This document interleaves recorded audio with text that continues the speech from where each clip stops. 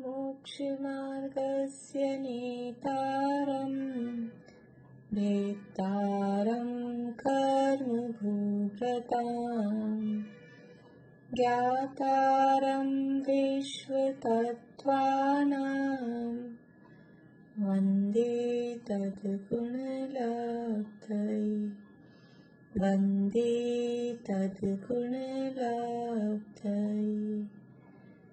मोक्षमार्ग के नेता एवं कर्म पर्वतों के भेदक और विश्व के सब तत्वों के ज्ञायक चेतन संवेदक सद्गुण आप समान प्राप्त हो यही भावना भाकर देव विनय पूर्वक करूं वंदना बारंबार जिनेश्वर देव बारंबार जिनेश्वर देव। तत्वार सूत्र महाशास्त्र, और इस तत्वार सूत्र जो शास्त्र है इसका नाम तत्वार सूत्र क्यों रखा गया है। ये शुरू में हमने देखा था कि तत्वार सूत्र नामक शास्त्र है और इसके रचयिता आचार्य उमा स्वामी देव, उमा स्वामी आचार्य इसके रचयिता हैं और इसके दो नाम मिलते हैं, एक तत्वार सूत्र और दूसरा मोक्ष शास्त्र। तो इसका नाम तत्वार्थ सूत्र क्यों है, तत्वार सूत्र का नाम तत्वार सूत्र क्यों है, बता सकते हैं कोई? बोलिए, कुसुम जी अजमेरा।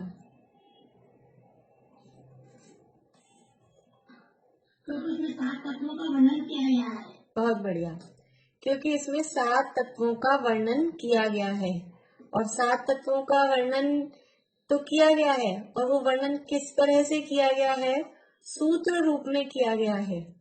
इसलिए 7 तत्वों का वर्णन सूत्र रूप में होने से इसका नाम क्या रखा, तत्वार्थ सूत्र। और ये तत्व शब्द तो हम शॉर्ट में बोलते हैं, वास्तव में शब्द है तत्वार्थ। अकेला तत्व कुछ नहीं होता, अकेला अर्थ भी नहीं होता, अर्थ सहित तत्व और तत्व सहित अर्थ। अर्थ यानी पदार्थ, वस्तु, और तत्व यानी उसका भाव। तो कोई भी वस्तु है वो भाव सहित ही होती है, भाव के बिना वस्तु नहीं होती। जैसे नींबू, नींबू एक वस्तु है और खटास अलग से होती है क्या? नींबू के बिना खटास नहीं और खटास के बिना नींबू नहीं। तो वो एक तत्वार्थ भाव सहित वस्तु है। तो ऐसे 7 तत्वार्थों का वर्णन सूत्र रूप से में होने के कारण एक तत्वार्थ सूत्र कहलाता है। और मोक्ष शास्त्र क्यों कहते हैं, मोक्ष शास्त्र क्यों कहते हैं, बोलिए रजनी जी। मोक्ष का रास्ता बताता है, इसलिए इसको मोक्ष कहते हैं। बहुत बढ़िया। मोक्ष पहला ही सूत्र क्या है, सम्यक दर्शन ज्ञान चारित्राणि मोक्ष मार्ग। तो मोक्ष मार्ग का वर्णन करता है और अंतिम 10वें अध्याय में पहुंचेंगे तो वहां जाके मोक्ष का वर्णन है। इसलिए मोक्ष और मोक्ष मार्ग का वर्णन होने के कारण ये इसका नाम मोक्ष शास्त्र, ये इसका नाम है। तो 7 तत्वों का वर्णन, तत्वार्थों का वर्णन इसमें किया गया है। वो 7 तत्वार्थ या 7 तत्व कौन से होते हैं?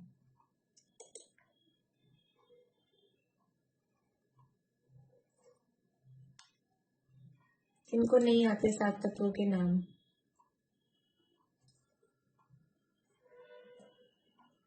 मम्मी जी आप बोलेंगे?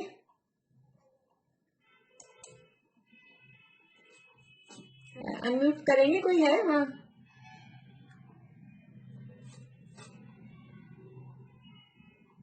चलिए, वो अनम्यूट हो रहे हैं तब तक। कौन बताएंगे और 7 तत्वों के नाम? हाँ आशा आंटी बोलिए।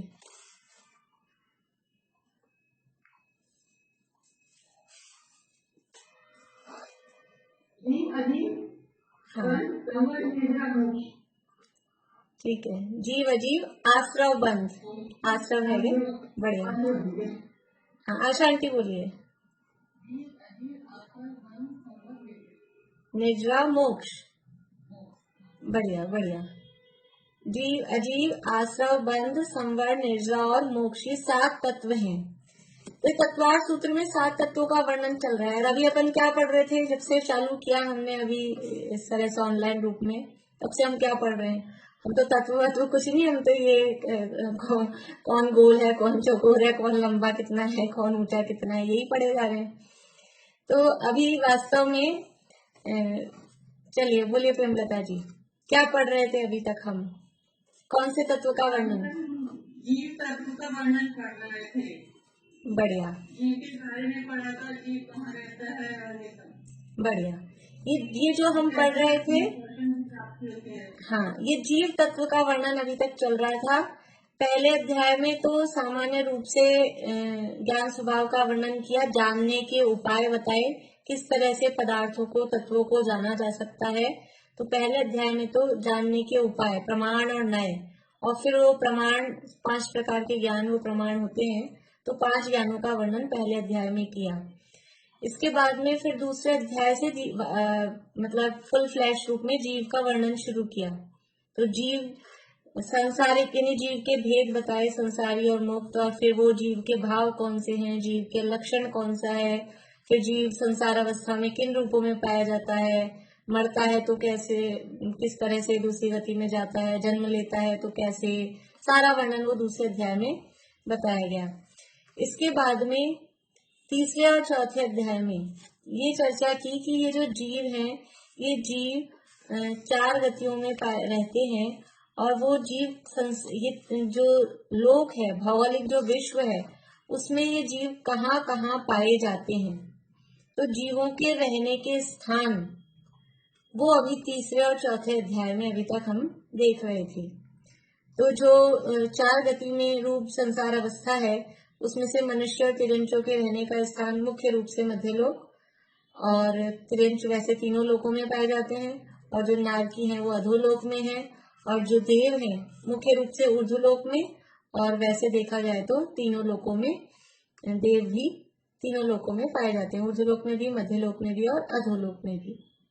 तो इस तरह से उनके रहने का स्थान वो अभी तीसरे और चौथे अध्याय में उसके माध्यम से हमने देखा, और उसके साथ साथ में उनके लेशाओं का वर्णन, भावों का वर्णन, किस तरह के परिणाम हो रहे, वो सारी बातें भी देखी। अब नंबर किसका है? जीव की बात पूरी हो गई एक बार के लिए, तो एक बार के लिए थोड़ी जितनी बतानी थी उतनी जीव की बात पूरी हो गई। अब नंबर कौन से तत्व का है? जीव के बाद में है अजीव। चित्रा आंटी कुछ पूछता है? अब अजीव तत्व का वर्णन है। तो अब ये 5वें अध्याय में किसका वर्णन करने वाले हैं? अजीव तत्व का वर्णन करने वाले हैं, क्योंकि जीव की बात अभी तक की और अब नंबर है अजीव का, इसलिए यहाँ पर अब अजीव तत्व का वर्णन इस 5वें अध्याय में करने वाले हैं। देखिए यहाँ से पढ़ते हैं थोड़ा सा, पेज नंबर 205, तत्वार्थ मणि प्रदीप। 7 तत्वार्थों में जीव और अजीव तत्वार्थ द्रव्य रूप है, और आश्रव बंध संवर निर्जर और मोक्ष तत्वार्थ पर्याय रूप है। ये बातें जब पहला अध्याय पढ़ते हैं तब उसी में चौथा सूत्र आता है 7 तत्वों के संबंध में। तो उस समय बताते हैं 7 तत्व हैं, जीव अजीव आश्रव बंध संवर निर्जर और मोक्ष। उसमें से जो जीव और अजीव हैं, ये तत्व तो हैं द्रव्य रूप, यानी द्रव्यों में भी ये द्रव्य रूप तत्व हैं, यानी द्रव्य स्वरूप हैं। लेकिन जो आश्रव बंध संवर निर्जर और मोक्ष, ये 5 तत्व हैं, ये कोई द्रव्य नहीं है, ये जीव और अजीव की पर्याय हैं, अवस्थाएं हैं, दशा हैं, इसलिए ये कहलाते हैं पर्याय रूप तत्व। फिर से 7 तत्व हैं, जीव अजीव आश्रव बंध संवर निर्जर और मोक्ष, ये 7 तत्व हैं। जीव अजीव आश्रव बंध संवर निर्जरा और मोक्ष, इसमें से जो 2 हैं ये तो है द्रव्य रूप। द्रव्य समझते हैं? द्रव्य मतलब वस्तु जो जिसमें गुण और पर्याय होते हैं। अभी यहाँ आएगा आगे द्रव्य किसे कहते हैं, वो सारी चर्चा इस 5वें अध्याय में। लेकिन जो मूल वस्तु है जिसमें गुण और पर्याय होते हैं, जिसमें अवस्थाएं होती है, वो कहलाता है द्रव्य। तो ये तो है द्रव्य रूप। और ये जो पांचों हैं, आश्रव, बंध, संवर, निर्जर और मोक्ष, ये कैसे हैं? ये पर्याय रूप हैं। पर्याय का मतलब है अवस्था, अवस्था, दशा, हालत, ये कहलाती है पर्याय।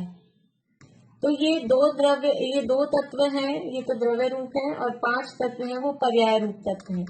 ये कह रहे हैं यहाँ पर कि ये द्रव्य रूप तत्वार्थ है, ये पर्याय मतलब है ये आश्रव है। आगे स्वरूप पढ़ेंगे तो ये आश्रव जीव और 2 प्रकार का होता है, भावाश्रव, भावबंध, द्रव्याश्रव। बंध भी 2 प्रकार का है, भावबंध और द्रव्य बंध। संवर भी 2 प्रकार का है, भाव संवर, द्रव्य संवर। निर्जरा भी 2 प्रकार की है, भाव निर्जरा, द्रव्य निर्जरा। और मोक्ष भी 2 प्रकार का है, भाव मोक्ष और द्रव्य मोक्ष। तो ये भाव और द्रव्य क्या है? तो जो इसमें भाव वाला फैक्टर है वो सब है जीव की अवस्था, वो सब जीव की पर्याय है। और जो द्रव्य वाला फैक्टर है इनमें, द्रव्य आश्रय या द्रव्य बंध या द्रव्य संवर, वो सब है पुद्गल की पर्याय, पुद्गल की अवस्था, कर्म की अवस्था कहो, वो सब पुद्गल की पर्याय है। इसलिए ये पांचों के पांचों तत्व हैं, ये पर्याय रूप तत्व हैं। और जीव और अजीव ये मूल, इसको कहते हैं मूल तत्व हैं, ये द्रव्य रूप तत्व हैं। ये तो मूल द्रव्य है और ये पांचों उसकी अवस्थाएं हैं। तो अभी किसकी चर्चा करने वाले हैं हम? अभी तो हम अजीव की चर्चा करने वाले हैं, और अजीव है वो द्रव्य रूप तत्व है। 7 तत्वार्थों में जीव और अजीव तत्वार्थ द्रव्य रूप है, और आश्रव, बंध, संवर, निर्जर और मोक्ष तत्वार्थ पर्याय रूप है। देखिए अभी तक तो क्या है कि हमने रचना, नाप तोल ये सब पढ़ी है। अब है वो तो ही समझ लीजिए बच्चों के लिए। और अब LKG UKG के बच्चे होते हैं ना, उनको पहले कुछ गेम और ऐसे ऐसे इस तरह का उनको खिलाते हैं, इस तरह से पढ़ाते हैं, और फिर वो फर्स्ट में आते हैं सीधा। तो फर्स्ट में फिर वो खेल खिलौने वो नहीं चलते हैं। तो अब आप लोग फर्स्ट में आ गए। ये 5वां अध्याय है, इसमें ऐसे नाप तोल ये कुछ भी नहीं है। लेकिन वो जो हमने पढ़ी थी वो सब थी। देखिए जो विश्व है, विश्व की परिभाषा 2 रूपों में कही जाती है। विश्व किसे कहते हैं? जब विश्व शब्द बोलते हैं तो विश्व की परिभाषा क्या होती है? बोले मीना चाची, विश्व किसे कहते हैं? बढ़िया। नीलम भाभी आप क्या बता रहे हैं? बोलिए, अनम्यूट करिए। हाँ। लोक को भी विश्व कहते हैं, 6 द्रव्यों के समूह को भी विश्व कहते हैं, लोक कहते हैं। हाँ, 6 द्रव्यों के समूह को विश्व कहते हैं। ये विश्व की परिभाषा है, बाल बोध में बचपन से पढ़ी है। 6 द्रव्यों के समूह को विश्व कहते हैं। और लोक, जब लोक शब्द कहते हैं, लोक में और विश्व में क्या अंतर है? तो लोक शब्द बोलते हैं तो लोक भी वास्तव में वही है विश्व, लेकिन लोक में हम रचनाओं को देखते हैं, ऊर्ध्वलोक, मध्यलोक, अधोलोक। उसमें रचना, लोक शब्द में वो रचनाएं ख्याल में आती हैं। और विश्व शब्द बोलते हैं तो विश्व है 6 द्रव्यों का समूह। मतलब कि ये जो दुनिया है इसमें 6 द्रव्य हैं, जीव, पुद्गल, धर्म, आकाश और काल। इनसे मिलके जो सब कुछ बना हुआ है उसका नाम विश्व है। तो अभी तक हमने विश्व की वो वाली अपने जो 12 भावनाएं आती है उसमें एक लोक भावना होती है। तो एक तो है भूदरदास जी वाली, 14 राजू उतंग नव लोक पुरुष संधान, तामे जीवन आदि ते भरमत है विज्ञान। तो उसमें 14 राजू वो लोक वाली परिभाषा दी। और एक ये अपनी दौलत राम जी वाली है, उसमें किन्हू न करे न धरे को, षड द्रव्य मई न हरे को। दोनों है लोक भावनाएं, दोनों में लोक का स्वरूप बताना है। लेकिन एक ने बुधरदास जी ने वो 14 राजू तंग नव, वो जो 3-4 अध्याय वाला विषय है उसको हाईलाइट किया। और दौलत राम जी ने किसको हाईलाइट किया कि षट द्रव्यमयी, ये लोक, ये विश्व कैसा है? 6 द्रव्य में है। तो विश्व कहें या लोक कहें, ये दोनों रूपों में उसकी परिभाषा है, उसका स्वरूप बताया जाता है। तो अभी हमने विश्व का स्वरूप भौगोलिक जो संरचनात्मक था उस रूप में अभी हमने विश्व का या लोक का स्वरूप समझा है।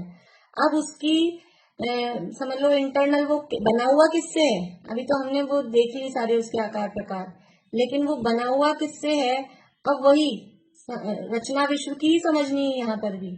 लेकिन अब उसके जो तत्व उसके बने जिनसे मिलके वो बना हुआ है उनके बारे में हमको यहाँ समझना है। तो वो है 6 द्रव्य, और उन 6 द्रव्यों के नाम क्या क्या हैं? किसको याद नहीं है 6 द्रव्यों के नाम? जिनको याद नहीं है वो हाथ खड़ा कर दें। सबको याद है? आशा जी बोलिए 6 द्रव्यों के नाम।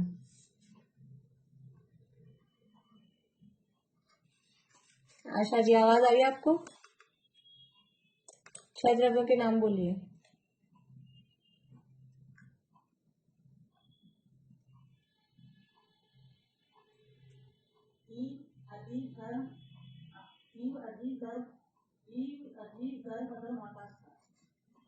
जीव अजीव धर्म अधर्म आकाश काल। चलिए अनुज ने हैंड रेज किया था ना, कहाँ? हाँ अनुज बोलिए। देखिए आशा जी ध्यान अभी सुनिएगा आप ध्यान से, गड़बड़ है आपका। जीव अजीव धर्म अधर्म आकाश और काल। ये तो उन्होंने बोला था। जीव को पुद्गल। हाँ जीव पुद्गल धर्म अधर्म आकाश और काल। हाँ जीव पुद्गल, अजीव नहीं। द्रव्यों में अजीव का नाम नहीं है, तत्वों में अजीव का नाम है। द्रव्यों में क्या है? जीव पुद्गल धर्म अधर्म आकाश और काल। जिनको भी याद नहीं हो, गलत याद हो, सही कर लें। जीव पुद्गल धर्म अधर्म आकाश और काल, ये 6 द्रव्य हैं। इन 6 द्रव्यों से मिलकर जो बना हुआ है उसका नाम विश्व है। और उन 6 द्रव्यों में से अभी हमने जीव का स्वरूप तो समझ लिया चौथे अध्याय तक। अब ये जो बचे हुए हैं इन 6 द्रव्यों को 2 भागों में बांट सकते हैं। देखिए अपन सारी दुनिया को 2 भागों में बांट सकते हैं। हम कौन हैं? हम जैन हैं, तो हम सारी दुनिया को 2 भागों में बांट देते हैं। कैसे बांट देते हैं? एक जैन, बाकी सारे के सारे अजैन। अजैन नाम की कोई किसी का सरनेम होता है? अजैन सरनेम मिलता है किसी का? दुनिया में जो मिलेंगे, कोई शर्मा कोई वर्मा कोई जो भी अलग अलग। अजैन किसी का सरनेम नहीं होता। लेकिन क्योंकि हम जैन हैं इसलिए हमने सारी दुनिया को अजैन, हमारे अलावा जो है वो सब अजैन। ऐसे ही जो जीव है वो जीव, और जो जीव नहीं है, जीव के अलावा वो सारे के सारे क्या हो गए? अजीव। तो अजीव नाम का द्रव्य नहीं है, लेकिन जो जीव के अलावा है उन सबको एक खाते में डाल दिया। तो जो पुद्गल है, धर्म है, अधर्म है, आकाश है, काल है, वो सब जीव नहीं है, इसलिए उन 5 को मिला के कह देते हैं अजीव। इन 5 को बोलते हैं अजीव तत्व। उसका वर्णन, 5 का वर्णन अभी यहाँ इस अध्याय में होगा। तो 7 तत्वार्थों में जीव और अजीव, देखिए यहाँ पेज नंबर 205 पे 7 तत्वार्थों में जीव और अजीव तत्वार्थ द्रव्य रूप है, और आश्रव बंध संवर निर्जर और मोक्ष तत्वार्थ पर्याय रूप है। दूसरे, तीसरे और चौथे अध्याय में जीव तत्वार्थ की चर्चा पर्याप्त विस्तार के साथ संपन्न हुई। अब अजीव तत्वार्थ की चर्चा इस 5वें अध्याय में चलेगी। इस प्रकार 5 अध्यायों में द्रव्य तत्वार्थों की चर्चा संपन्न होगी। सारी चर्चा 6 द्रव्यों की तो यही हो गई, आगे करेंगे क्या? अभी तत्वों का वर्णन करना है ना, अभी तो 2 ही तत्व होंगे, 5 अध्यायों में 2 ही तत्व होंगे, जीव और अजीव। उसके बाद में आश्रव बंध संवर निर्जर मोक्ष भी तो है। तो कह रहे हैं इसके बाद 6वें अध्याय से पर्याय तत्वार्थों की चर्चा आरंभ होगी, जो 10वें अध्याय में होने वाली मोक्ष तत्वार्थ की चर्चा के बाद समाप्त होगी। यह तो पहले ही स्पष्ट किया जा चुका है कि 6वें अध्याय में सामान्य आश्रव के साथ अशुभ आश्रव की एवं 7वें अध्याय में शुभाश्रव की चर्चा होगी। 8वें अध्याय में बंध, 9वें अध्याय में संवर निर्जरा एवं 10वें अध्याय में मोक्ष तत्वार्थ की चर्चा होगी। ये पूरे तत्वार्थ सूत्र का एक शॉर्ट में समझ लीजिए, अपने को बता दिया कि कौन से अध्याय में क्या वर्णन किया जाएगा। अजीव तत्वार्थ की चर्चा करने वाले इस अध्याय में जैन दर्शन के मर्म को उद्घाटित करने वाले ऐसे 6 सूत्रों पर भी चर्चा होगी जिनका संबंध अकेले अजीव तत्वार्थ से नहीं है, अपितु वे पूरे जैन दर्शन के मूल सिद्धांतों पर प्रकाश डालने वाले होंगे। ये अध्याय बहुत इम्पोर्टेंट है। क्यों इम्पोर्टेंट है? कि अजीव का वर्णन है, अजीव का वर्णन नहीं भी जाने तो क्या जरूरत है? आप इम्पोर्टेंट क्यों कह रहे हो? कि अजीव का तो जो वर्णन है वो है ही, लेकिन इसके साथ साथ इसमें वस्तु स्वरूप का वर्णन, वस्तु स्वरूप मतलब द्रव्य का स्वरूप, द्रव्य की व्यवस्था, विश्व की व्यवस्था, और वो उसके जो स्वरूप बताने वाले इम्पोर्टेंट सूत्र हैं वो इस अध्याय में दिए गए हैं। वे महत्वपूर्ण सूत्र निम्नानुसार हैं। ये सूत्र आएंगे आगे, यहाँ तो केवल बताए हैं। ये सूत्र समझ लीजिए याद करने हैं आपको। अब मैं इस बार लिखने को भी दे दूंगी, आप लोग ये 6 सूत्र तो याद करिएगा ही, और एग्जाम में 6 सूत्र लिखने को आएंगे कि वस्तु ये यानी जैन दर्शन के मूल सिद्धांत को बताने वाले सूत्र कौन कौन से हैं। ठीक है, तो ये 6 सूत्र हैं। सद द्रव्य लक्षणम, उत्पाद व द्रव्य युक्तम सत, गुण पर्यवत द्रव्यम, द्रव्याश्रया निर्गुणा गुणाः, तद्भावः परिणामः, और अर्पित अनर्पित सिद्धि। ये सब क्या है? द्रव्य गुण पर्याय की परिभाषा बताइए, और कुछ भी नहीं है। पहले 3 सूत्र थे वो द्रव्य की परिभाषा बताने वाले थे, चौथे नंबर का है वो गुण की परिभाषा, 5वें नंबर वाला वो पर्याय की परिभाषा बता रहा है, और छठा है वो समझ लीजिए कथन की शैली, अर्पित अनर्पित मुख्य गौण की शैली को बताने वाला है। इन सूत्रों की चर्चा यथास्थान होगी ही। अभी तो अजीव तत्वार्थ की चर्चा आरंभ करते हैं। अजीव द्रव्य विगत अध्यायों में हुई जीव की चर्चा के उपरांत अब अजीव तत्वार्थ की चर्चा प्रारंभ करते हैं। देखिए, पहला सूत्र है, सूत्र मैं बोलती हूँ, पीछे नेहा जी आप रिपीट करोगे। अजीव काया धर्मा धर्माकाश पुद्गलाः।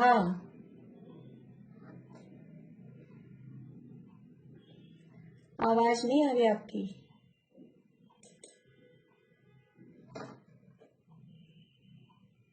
चलिए पीरू जी आप बोलिए। अजीव काया धर्मा धर्माकाश पुद्गलाः। अजीव काया धर्मा धर्माकाश पुद्गलाः। अजीव काया धर्मा धर्माकाश पुद्गलाः। बढ़िया, आगे हाँ बोलिए शशि। मैंने इन सब पूरे सूत्र याद किए हैं। 5वें अध्याय के। हाँ, चलिए बोलिए। अजीव काया धर्मा धर्माकाश पुद्गलाः द्रव्याणि देवाश्च नित्यावस्थितानि रूपाणि रूपिणः पुद्गलाः आकाशादेव द्रव्याणि आकाशस्य नम्रा निष्क्रियाणि च, पहले निष्क्रियाणि, निष्क्रियाणि च असंख्या प्रदेशा धर्मा धर्मा एक गणा आकाशस्य नम्रा संख्येयाश्च पुद्गलानि नाम लोकाकाशे भावः धर्मा धर्मयोः तपस्सरे एक प्रदेशादिषु भज्य पुद्गलानां असंख्य भागानिषु जीवानां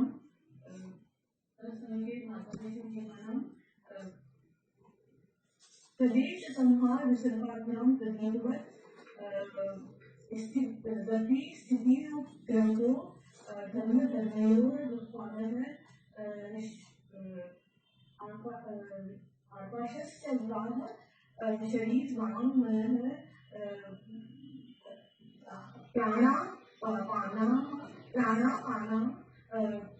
पुद्गलानां सुख दुख जीवित मरणोग्रहाश्च परस्परोत्तरो जीवानां वर्तना परिणाम क्रिया फलत्वे च काकस्। बढ़िया बढ़िया। थोड़ी कुछ जगह थोड़ा सा मिस्टेक है तो अपन बोलेंगे जब आपकी ठीक हो जाएगी। बढ़िया, अच्छा है। चलिए, तो अभी ये पहला सूत्र क्या है? अजीव काया धर्मा धर्माकाश पुद्गलाः। क्या कह रहे हैं? अजीव काया, अजीव काया नहीं अजीव काय, धर्म, अधर्म, आकाश और पुद्गल। धर्माधर्म लिखा है, इसमें संधि विच्छेद करेंगे तो धर्म और अधर्म। धर्म, अधर्म, आकाश और पुद्गल ये क्या है? चारों अजीव काय हैं। अभी अजीव काय शब्द क्या होता है? अजीव तो अभी बताया हमने। अजीव किसे कहते हैं? अजीव किसे कहते हैं? ये कुछ तो बातें एकदम बच्चों वाली हैं, लेकिन फिर भी कहीं कभी कभी ऐसा होता है कि हम बोल नहीं पाते हैं। अजीब किसे कहते हैं? कौन बता रहे हैं? बोले सुधा जी।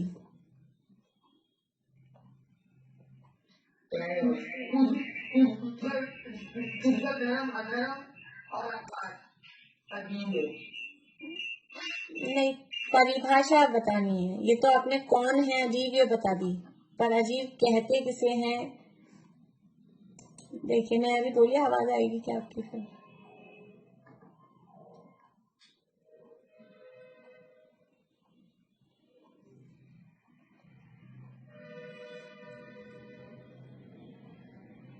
आवाज नहीं आ रही नेहा जी।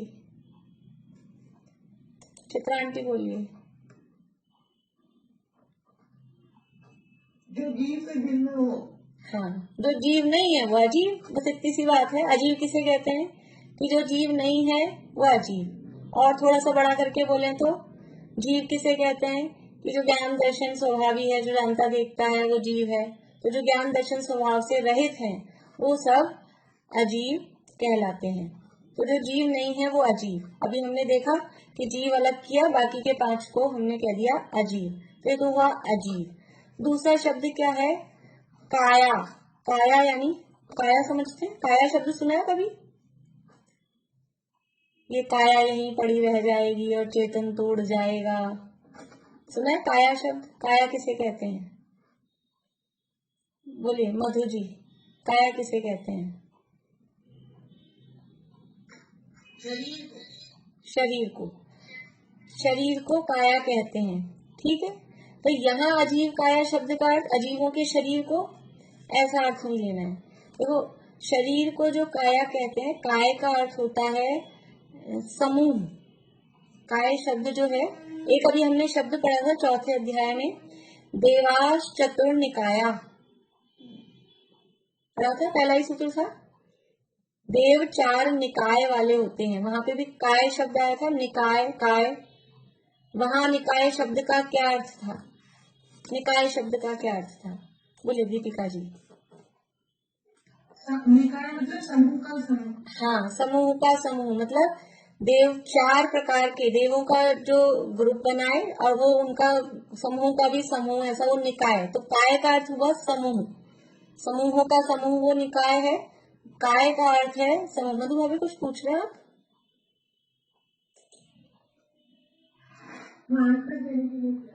ठीक है। तो काय का अर्थ होता है समूह। शरीर को काय क्यों कहते हैं? क्योंकि शरीर में बहुत सारे पुद्गल परमाणुओं का समूह है, इसलिए शरीर को काय कहते हैं। पर वो काय शब्द वो शरीर के अर्थ में ऐसा रूढ़ हो गया कि बस काय का अर्थ हम शरीर ही समझते हैं, लेकिन वास्तव में काय का अर्थ है समूह, संकाय। कभी यूनिवर्सिटी वगैरह में जाए, कॉलेज में, तो वहाँ डिपार्टमेंट्स को कहेंगे कला संकाय। वहां पे भी वो कला आर्ट्स का एक डिपार्टमेंट है, फिर उसमें बहुत सारे और सब्जेक्ट वाइज अलग अलग होंगे, तो वो संकाय, वही निकाय जैसा अर्थ है उसका, समूहों का समूह। तो काय शब्द है वो समूह के अर्थ में यूज में आता है। तो ये अजीव काया यानी जो अजीव है और काय है। ये अजीव काया मतलब एक शब्द नहीं है, ये 2 शब्दों को बता रहा है, 2 बातों को बता रहा है। अजीव है और काय है। कौन कौन अजीव है? धर्म, अधर्म, आकाश और पुद्गल, ये अजीव भी है और काय भी है। अजीव क्यों है? क्योंकि जीव से भिन्न है, ज्ञान दर्शन स्वभाव से भिन्न है, इसलिए अजीव है। और काय क्यों है? क्योंकि इनमें बहुत सारे प्रदेश होते हैं। अब ये प्रदेश किसे कहते हैं? प्रदेश का मतलब है, समझ लीजिए कि जैसे जैसे ये एक इरेजर है, रबर है, तो इसमें क्या है, ये बहुत सारे ये किससे मिलके बना है? अब ये जो भी रबड़ यानी रबड़ से बना है, तो इसमें कितना है वो रबड़ कि बहुत सारे हैं। वो जो इसका जिनका ये समूह है, जिनको मिलके बना है, वो कितने परमाणु, परमाणु शब्द अपन बोलते हैं, कितनी सारी मात्रा में वो चीज होगी, तो वो कहलाता है इनके एक एक उसका अलग करो, रबड़ को तोड़ते जाओ। अपन तो क्या है कि सबसे बारीक पे अपन पहुंच नहीं पाते, लेकिन वो एक एक कण कण कण कण करके जिससे मिलके बना है, तो वो जो कण कण अपन जिसको कण बोल रहे हैं, वो कण कण सबसे छोटी जो इसकी यूनिट है, वो सब मिलके कहलाती है प्रदेश। तो ये बहुत सारे इसमें प्रदेश हैं, तो ये प्रदेशों का जो समूह है वो कहलाता है काल। तो धर्म द्रव्य है उसमें बहुत सारे प्रदेश हैं, अधर्म द्रव्य है उसमें बहुत सारे प्रदेश हैं, आकाश द्रव्य है उसमें भी बहुत सारे प्रदेश हैं, और जो पुद्गल है उसमें भी बहुत सारे प्रदेश हैं। इसलिए उनको बहुत सारे मतलब एक से ज्यादा, इसलिए बहुत सारे। अब किसमें कितने हैं वो आगे सूत्र आएंगे तो हम देखेंगे। रश्मि जी कुछ पूछ रहे हैं? तो इसको बोलते हैं, ठीक है। देखिए अभी हमने वैसे इसको प्रदेशों को परमाणुओं से समझा है, लेकिन प्रदेश वास्तव में प्रदेश शब्द है ना, वो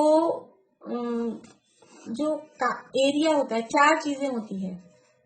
एक द्रव्य होता है, एक क्षेत्र होता है, एक काल होता है, एक भाव होता है। कोई भी पदार्थ होता है, कोई भी वस्तु है, तो उसमें चार चीजें होती हैं। जैसे चौका बोलते हैं, चौका, रसोई को चौका बोलते हैं, महाराज का चौका होता है। और एक अपने पढ़ने की चौकी होती है। वो चौका और चौकी जो भी हो, उनको चौकी क्यों बोलते हैं? उसमें चार वो हैं पाए। और चौका को चौका क्यों बोलते हैं? उसमें भी चार बातें होती है। और हर ही कोई भी वस्तु हो, कोई भी चीज हो, उसमें चार बातें होती है। द्रव्य होता है, क्षेत्र होता है, काल होता है और भाव होता है। अपनी क्लास चलती है ना, इसमें भी चार बातें हैं। द्रव्य भी है, क्षेत्र भी है, काल भी और भाव भी है। क्या क्या है कि द्रव्य है, समझ लीजिए क्लास अपन जिसमें भी पढ़ रहे हैं, मोबाइल है, कंप्यूटर है, लैपटॉप है, जो भी जिसमें, वो तो उसका द्रव्य हुआ। फिर क्षेत्र है, कहीं बैठ के, हमारा घर है, कमरा है, जहाँ जो भी है, वो क्षेत्र हुआ। फिर टाइम होता है, आज क्लास होगी, लेकिन इतना कहने से काम नहीं चलता है। क्लास का टाइम भी बताना पड़ता है कि 2:30 बजे से होगी, कितने बजे से होगी, तो वो काल भी होगा। और फिर ये सब तो हो, लेकिन किसकी क्लास होगी? तत्वार सूत्र की होगी कि द्रव्य संग्रह की होगी कि मोक्ष में प्रकाशक की होगी या कुछ और होगी, तो वो है उसका भाव। तो ऐसे हर वस्तु में चार चीजें होती है, द्रव्य, क्षेत्र, काल और भाव। तो जो द्रव्य की यूनिट है, द्रव्य की यूनिट मतलब इकाई, मतलब सबसे छोटा पार्ट, द्रव्य के सबसे छोटा पार्ट वो कहलाता है अणु। यानी सबसे छोटा द्रव्य कौन सा है? थोड़ी सी आपको हो सकता है जो लोग पहली बार सुन रहे हैं उनको कठिन लगे, लेकिन सुन लीजिए, अभी फिर आ जाएगी समझ में, घबराए नहीं। चार चीजें समझ में आ रही है, द्रव्य, क्षेत्र, काल और भाव। देखिए कोई अपने इनविटेशन कार्ड आता है, इनविटेशन कार्ड आया, कोई अपने को कार्ड दे गया, कभी कभी हम मिलते नहीं है तो वो नीचे से डाल जाते हैं, गेट में से कोई ने हमको कार्ड डाल दिया, हमने कार्ड उठाया, तो उस कार्ड में क्या क्या होता है? कोई भी इनविटेशन कार्ड होता है उसमें चार बातें होती है, द्रव्य है, क्षेत्र है, काल है और भाव है। कैसे है वो चार बातें? कि वो जो कार्ड है वो तो हुआ वस्तु द्रव्य, ठीक है। फिर उसमें लिखा होता है कि आपको आना है, तो उसमें कहाँ आना है जगह होती कि नहीं, वेन्यू। वो कार्ड आया अपने पास में, उसमें जगह नहीं हो, तो हम सब तो देख लें कि 24 फरवरी को जाना है और शाम को 5 बजे जाना है, लेकिन जगह ही नहीं लिखी, कहाँ जाएंगे? बैठे रहो अपने घर ही, जगह ही नहीं पता कि कहाँ जाना है, तो कैसे जाएंगे? तो वो जगह होती है, कार्ड है द्रव्य। फिर उसमें एक क्षेत्र होता है, फिर उसमें टाइम होता है कि इतनी तारीख को इतने बजे, इतने से इतने बजे तक कार्यक्रम है, तो वो टाइम, डेट भी और टाइम भी दोनों चीजें, वो काल। और फिर क्या ओकेजन है, शादी है कि बर्थडे पार्टी है कि एनिवर्सरी है कि मकान का नांगल है, वो भाव भी उसमें होता है। तो कोई भी यानी चीज बात होती है उसमें चार बातें होती ही होती है। अब आप कल मैं आपसे पूछूंगी, आप लोग दिन भर में आज से लेके कल जब क्लास हो तब तक आप लोग सोचना कि ऐसी 4 बातें कहाँ कहाँ चल रही है। बच्चों का स्कूल होता है तो उसमें ये 4 बातें होती है, और भी अब मैं सारे आपको बता दूंगी तो आप लोगों को सोचने को नहीं बचेगा। तो आप लोग सोचना कि और क्या क्या कुछ ऐसी चीजें कि जहाँ ये 4 बातें अप्लाई हो रही हैं। तो ये जो द्रव्य हैं उनमें ये द्रव्य, क्षेत्र, काल और भाव, तो द्रव्य की जो यूनिट होती है वो कहलाती है सबसे छोटा द्रव्य। यूनिट मतलब सबसे छोटा, इकाई जिसे हम बोलते हैं हिंदी में। तो सबसे छोटा द्रव्य है वो है परमाणु। द्रव्य की यूनिट होती है परमाणु। अणु बोले या परमाणु बोले एक ही बात है, अणु और परमाणु एक ही बात है। फिर दूसरा है क्षेत्र। क्षेत्र की यूनिट यानी सबसे छोटा क्षेत्र, क्षेत्र की यूनिट क्या है बोले आशा आंटी?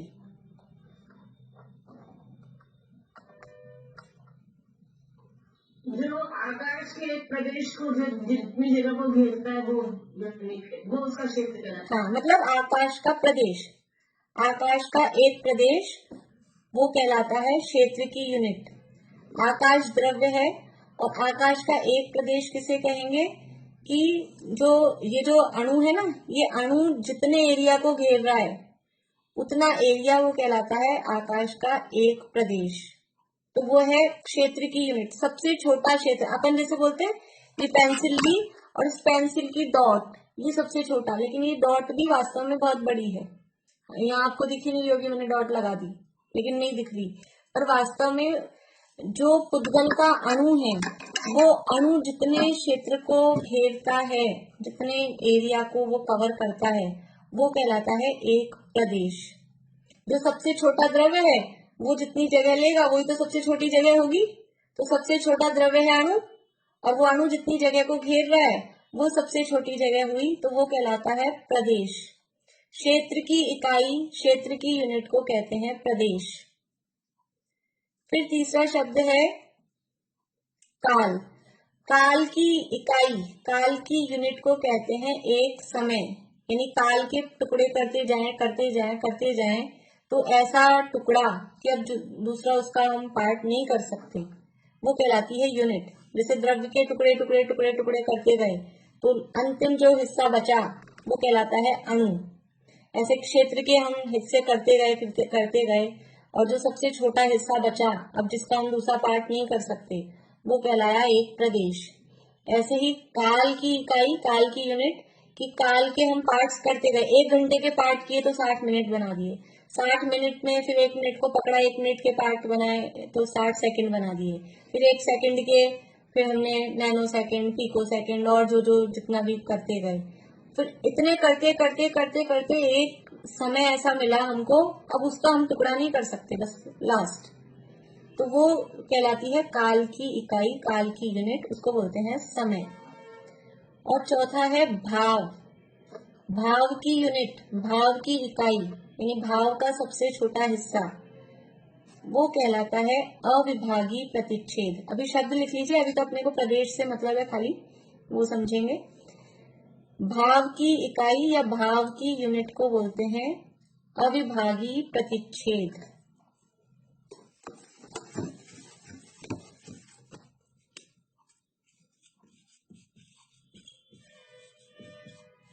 अविभागी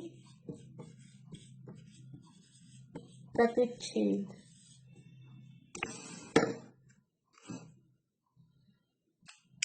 ये भाव की यूनिट है। तो यहाँ हम क्या समझ रहे थे? यहाँ हम समझ रहे थे काय। काय का मतलब है कि बहुत प्रदेश जिसमें हो, जिस द्रव्य में बहुत सारे प्रदेश हों। प्रदेश किसे कहा? अभी हमने जो 4 चीजें समझी उसमें से हमको केवल प्रदेश को समझना था, इसलिए हमने 4 चीजें समझी कि जो क्षेत्र की यूनिट है, सबसे छोटा क्षेत्र, उसको कहते हैं एक प्रदेश, और जिसमें बहुत सारे प्रदेश होते हैं उसको कहते हैं काय। यानी बहुप्रदेशी द्रव्य को काय कहते हैं, ये परिभाषा है काय की।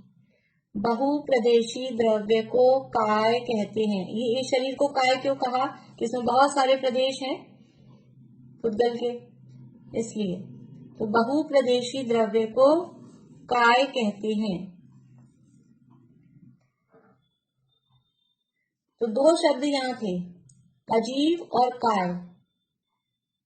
और क्या है ये? धर्म, अधर्म, आकाश और पुद्गल, चार द्रव्य हैं। अभी इनका स्वरूप आएगा आगे, धर्म द्रव्य किसे कहते हैं, अधर्म द्रव्य किसे कहते हैं। वैसे तो पहले बाल बोध में, उसके बाद में छड़ाला में ये पढ़े हुए हैं द्रव्यों का स्वरूप हम लोग, लेकिन फिर भी एक बार कल अपन इनकी परिभाषाएं या भी देख लेते हैं। परिभाषा एक बार देख के फिर आगे बढ़ेंगे। तो धर्म, अधर्म, आकाश और पुद्गल, ये चारों अजीव हैं। अजीव क्यों है? क्योंकि ये जीव से भिन्न है, जीव से रहित हैं, इसलिए अजीव हैं। और काय हैं, क्योंकि ये चारों के चारों बहुप्रदेशी हैं, बहुत सारे प्रदेश वाले हैं। इनमें धर्म द्रव्य ऐसा नहीं होता कि उसमें एक ही प्रदेश हो, अधर्म द्रव्य ऐसा नहीं होता कि उसमें एक ही प्रदेश हो, आकाश द्रव्य ऐसा नहीं होता कि उसमें एक ही प्रदेश हो। और पुद्गल द्रव्य, पुद्गल में सामान्य रूप से कहें तो वो बहुप्रदेशी में उसको भी लिया है, आगे चर्चा करेंगे अपन उसकी, एक प्रदेशी एक ही बहुप्रदेशी। तो इस तरह से ये चारों अजीव भी है और काय भी है, ऐसे ये चारों द्रव्य हैं। और क्या है आगे सूत्र दूसरा बोलते हैं, दूसरा तीसरा एक साथ ही बोलते हैं।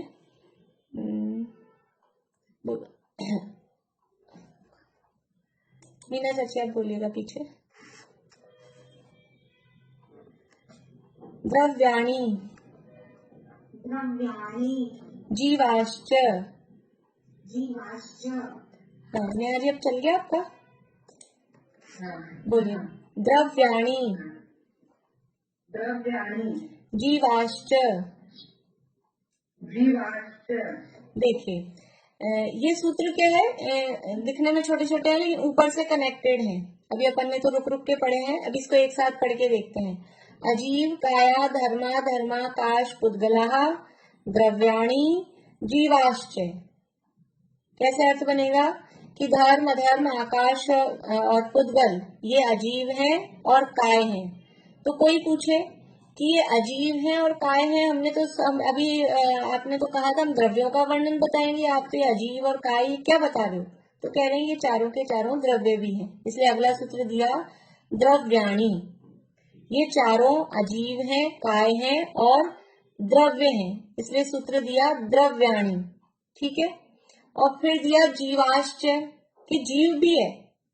अच्छा ठीक है, अजीव, काया, धर्मा, धर्माकाश, पुद्गला, कि धर्म, अधर्म, आकाश और पुद्गल अजीव और काय हैं और ये चारों द्रव्य हैं। तो ठीक है, ये चार ही द्रव्य होते हैं ना, ये चार ही द्रव्य हैं दुनिया में। तो आचार्य का नहीं नहीं नहीं, चार नहीं है, जीवाश्च, जीव भी द्रव्य है। जीवाश्च की और जीव भी है, जैसे ऐसे नहीं बोलते अपन बोलते बोलते, अरे नहीं नहीं ये भी है, पूरा वाक्य नहीं बनाते। और ऐसे तो ये ऐसे ही सूत्र बनाए हैं, अजीव, काया, धर्मा, धर्माकाश, पुद्गला, द्रव्याणि, जीवाश्च। धर्म, धर्म, आकाश, पुद्गल अजीव है और काय है, द्रव्य है और जीव भी है। क्या है जीव? कि जीव भी द्रव्य है।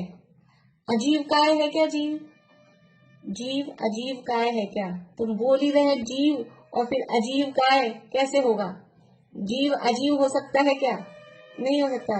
इसलिए देखिए ऐसा लग रहा होगा कि अलग अलग सूत्र क्यों बनाए, एक साथ क्यों नहीं लिखा अजीव, काया, धर्मा, धर्मा, अजीव, काया, द्रव्याणि, धर्मा, धर्माकाश, पुद्गला, एक ही में काम कर देते ना।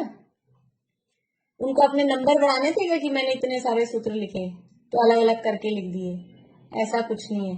उनको कोई ना तो नाम का ना नंबर का, नंबर का होता तो 357 क्यों रखे, 360 राउंड फिगर में तो करते, ऐसे 57 बीच में आधे एक आध दो सूत्र और बना देते, कहीं से किसी को और तोड़ देते, या फिर 55 कर लेते, इनको मर्ज कर देते किसी को। ऐसा कुछ भी नहीं है, लेकिन हर सूत्र में ये क्यों इसको ऐसे लिखा है, उसके पीछे बहुत कारण है। यदि इसको इकट्ठा लिख देते कि अजीव, काया, द्रव्याणि, धर्मा, धर्माकाश, पुद्गला, तो फिर क्या होता, फिर जीव, जीवाश्च ये सूत्र नहीं बन पाता, क्योंकि फिर वो जीवाश्च भी अजीव काया हो जाता साथ में।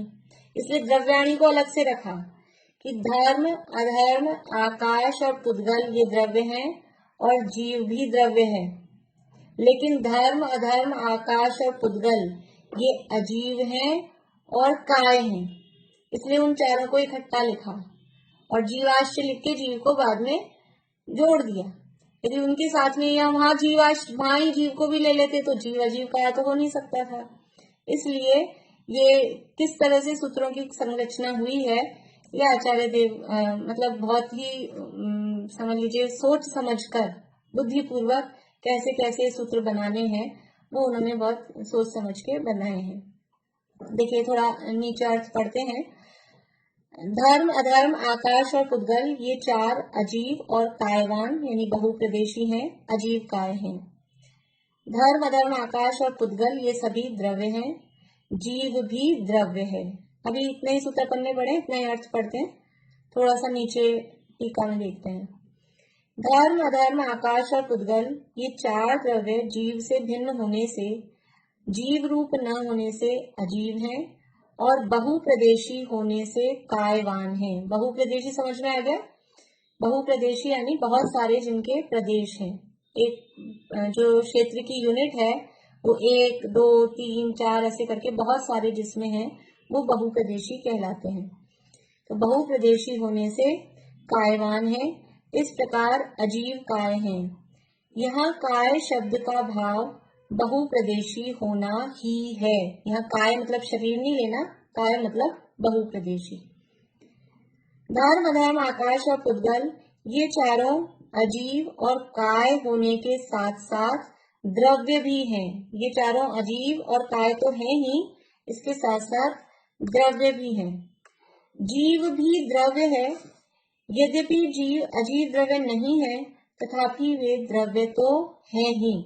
यद्यपि जीव की चर्चा पीछे करी और फिर आपने यहाँ जीव का नाम क्यों लिया? अब जब द्रव्य गिना रहे हैं, द्रव्यों की चर्चा कह रहे हैं, तो जीव भी तो द्रव्य है ना, उसको छोड़ दें क्या, भूल जाएं क्या? इसलिए यहाँ जीव को भी साथ में बताया जीवाश्चर्य कि जीव भी द्रव्य है। उसकी चर्चा हम पीछे करके आए हैं, लेकिन वो भी द्रव्य है। देखिए अब अपने को ये धर्म किसे कहते हैं, अधर्म किसे कहते हैं, आकाश किसे कहते हैं, पुद्गल किसे कहते हैं, जीव और एक और द्रव्य रह गया है। हमने अभी द्रव्यों के नाम पूछे थे। मधु भाभी कुछ पूछ रहे हैं आप? मेरे ये शंका हुई कि जीव है वो एक प्रदेशी है या बहुप्रदेशी होता है? बहुप्रदेशी, बहुप्रदेशी अभी आगे बताएंगे। ये जीव बहुप्रदेशी है। जीव भी अस्थिकाय है, अस्थिकाय शब्द भी उसके लिए बोलते हैं। बहुप्रदेशी द्रव्य को यहाँ काय दिया ना, उसको अस्थिकाय भी बोलते हैं। लेकिन क्योंकि वहाँ अजीव का वर्णन किया ना पहले सूत्र में, इसलिए वो अजीव काय शब्द इकट्ठा लिया है, तो जीव को वहां नहीं लिया। तो जीव द्रव्य भी है और बहुप्रदेशी भी है। ये अभी आगे जो प्रदेशों की संख्या बताएंगे उस समय वो बात आएगी।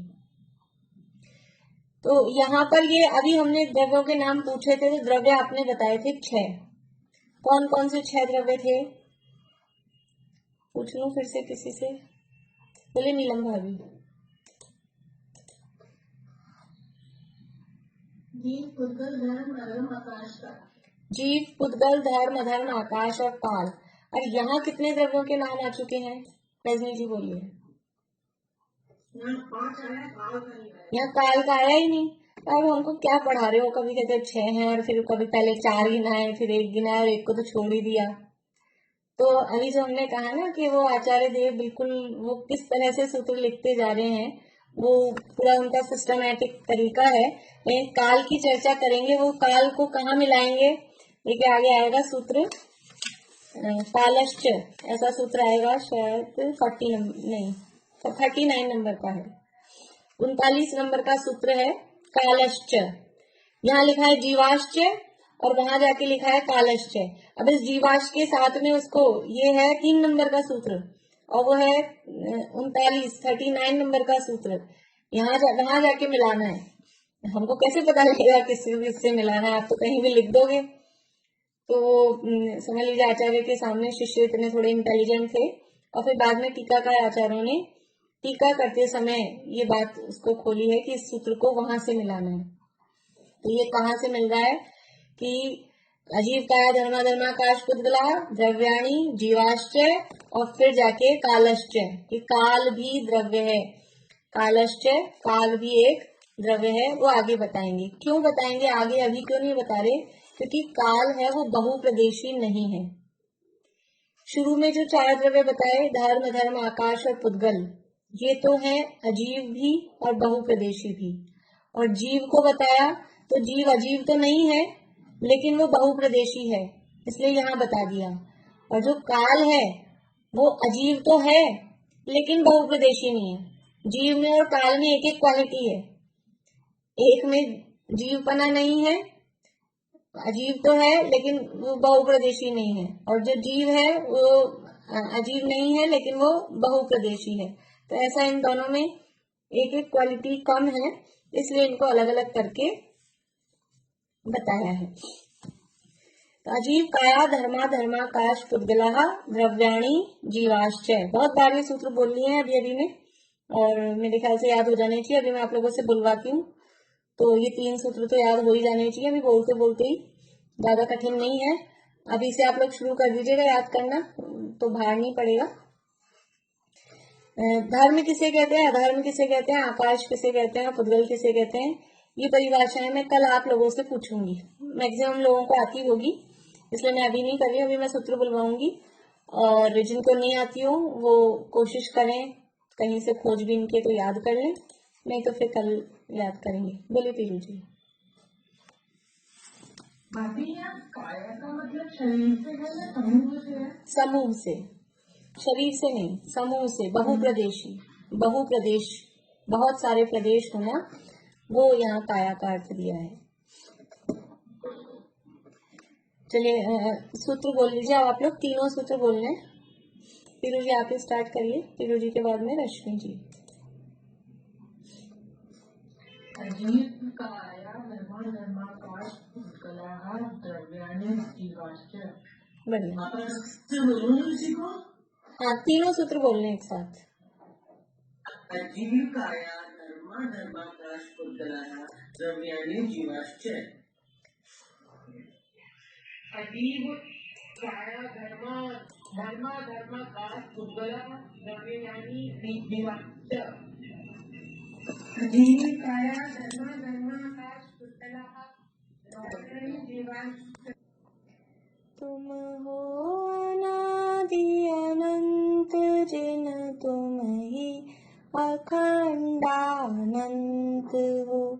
तुम वेद विरहित वेद वेद शिव कामिनी के कंत हो। तुम संत हो भगवंत हो, तुम भव जलधि के अंत हो। तुम में अनंतानंत गुण, तुम ही अनंतानंत